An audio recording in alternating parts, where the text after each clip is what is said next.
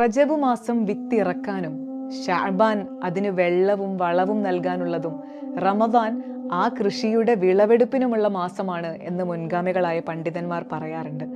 വിശുദ്ധ റമദാനിൽ നമുക്ക് ധാരാളം പുണ്യപ്രവർത്തനങ്ങൾ ചെയ്തു തീർക്കാനുണ്ടല്ലോ.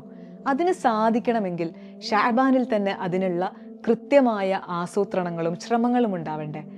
വിത്തിറക്കാതെയും ഇറക്കിയ വിത്തുകൾക്ക് വെള്ളവും വളവും നൽകാതെയും വിളവ് പ്രതീക്ഷിക്കുന്നതിൽ ശരിക്കും ലോജിക്കില്ലല്ലോ.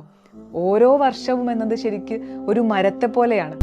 റജബ് മാസം ആ മരത്തിൽ ധാരാളം ഇലകൾ ഉണ്ടാവുന്ന കാലവും ശഅബാൻ ഫലമൂലാദികൾ വിളയുന്ന കാലം, റമദാൻ ആ ഫലങ്ങൾ പറിച്ചെടുക്കാനുള്ള കാലവുമാണ്. ശഅബാൻ എന്നത് റമദാനിന് മുമ്പുള്ള ഒരു പരിശീലന കളരിയായിട്ടാണ് നാം കാണേണ്ടത്.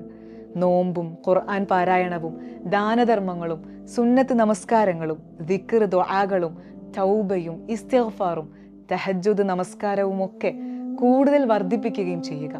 ഇതൊന്നും പതിവായി ചെയ്യാത്തവരോ ശീലമില്ലാത്തവരോ ആണ് എങ്കിൽ ഇതൊക്കെ പതിവാക്കാൻ ശ്രമിക്കുകയും ചെയ്യുക.